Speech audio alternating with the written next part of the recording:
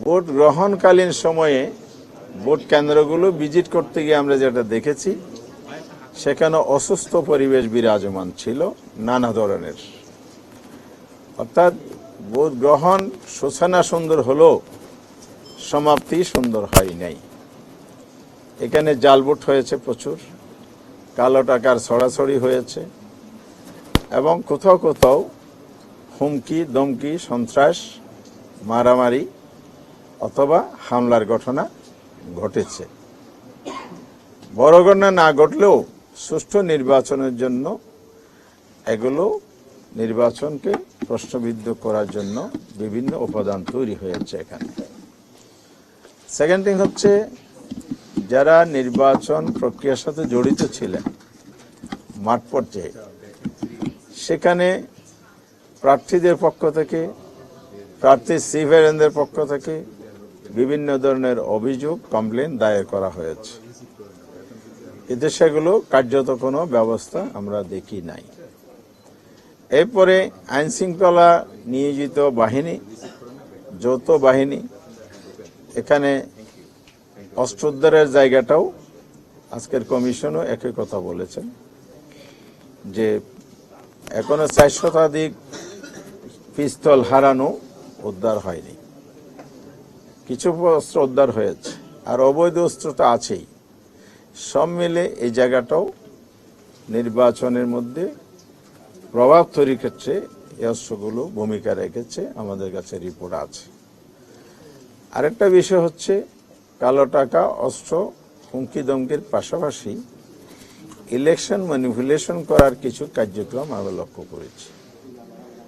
যেমন কোন কোন কেন্দ্রে সেখানে কর্তব্যরত অফিসাররাও নিজেরা ব্যালটে সিল মারার কাজে লিপ্ত ছিলেন বলে অভিযোগ আছে। দলীয় কর্মীরাও সিল মেরেছেন, অভিযোগ আছে। আবার ভোট গ্রহণকালে এখানে প্রতিমধ্যে বাধা দেয়া হয়েছে, ভয়ভীতি ছড়ানো হয়েছে, ভোট কাস্টিং কম হয়েছে, ভীতিকর পরিবেশ তৈরি করা হয়েছে। আমরা যারা 11 দল একসাথে ইলেকশন করেছি, তাদের পক্ষ থেকে বারবার কমিশনকেও বলা হয়েছে, স্থানীয়ভাবে বলা হয়েছে, কিন্তু এটার কোনো পদক্ষেপ আমরা সন্তোষজনকভাবে পাই নাই। নির্বাচন শেষ হলো 4:30টায়, নির্দিষ্ট সময় অনুযায়ী 7:30টায় শুরু হয়েছে। 2 থেকে 3 ঘন্টা পার হওয়ার পরও দেখা গেছে ভোট কাস্টিং আশানুরূপ ছিল না। আবার শেষ দিকে কিছু কিছু কেন্দ্রে যে ভোট কাস্ট হয়েছে, 4:20-এর মধ্যে যে রেজাল্টটা রেকর্ড আমরা পেয়েছি, পরে পূর্ণাঙ্গ রেজাল্ট হওয়ার পরে দেখা যাচ্ছে সেই সেম কেন্দ্রে অস্বাভাবিকভাবে ভোট কাস্টিং দেখানো হয়েছে। তাহলে এখানে ব্যালট অতিরিক্ত ব্যবহার, এক্সট্রা ব্যালট ব্যবহার হয়েছে কিনা, এটা প্রশ্ন থেকে গেল।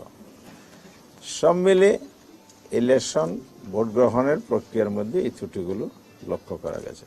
সেকেন্ড হচ্ছে ভোট গণনার ক্ষেত্রে কোথাও কোথাও এজেন্টকে ফোর্স করে বের করা হয়েছে, আবার যারা ছিলেন নিষ্ক্রিয় করা হয়েছে, কমপ্লেন দিলে ধমকি হুমকি দেওয়া হয়েছে, এ ধরনের কমপ্লেনও আছে। অর্থাৎ সুষ্ঠু গণনার যেই সুস্থ পরিবেশ দরকার, সেটা কোথাও কোথাও ব্যাহত হয়েছে, এটা ছিল না। ফলে ইলেকশন ভোট গণনার মধ্যে যদি ত্রুটি থেকে যায়, ফলাফলে তার প্রভাব পড়বে, এটাই স্বাভাবিক।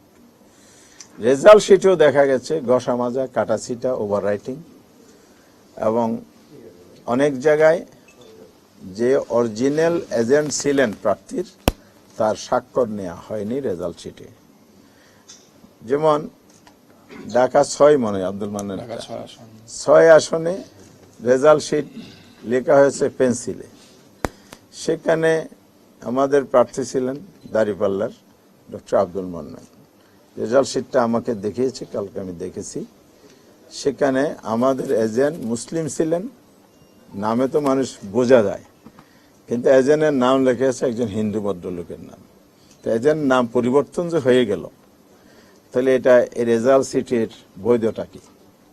সে রেজাল্ট শিটে তো আমাদের প্রার্থীর স্বাক্ষর নাই, অন্য একটা স্বাক্ষর লিখে দেওয়া হয়েছে। 13 তারিখ রাত 11টায় গেজেট প্রকাশ হয়েছে। তাহলে একটা লোক পঞ্চগড় থেকে, টেকনাফ থেকে, কুতুবদিয়া থেকে এসে আবার 13 তারিখ কমপ্লেন দায়ের করতে পারেন নাই।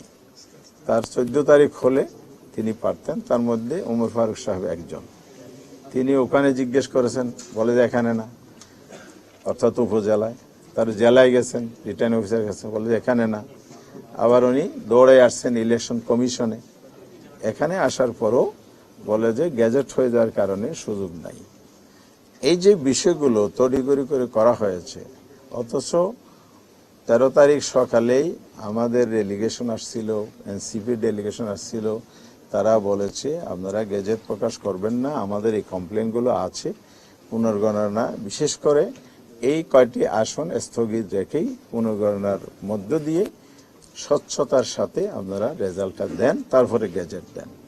তো এখন প্রশ্ন তৈরি হচ্ছে, তড়িঘড়ি করার কারণ কি এটাই যে কমপ্লেনগুলো আসছে, সুতরাং এগুলো তাড়াতাড়ি করে ফেললে বাঁচা যায়।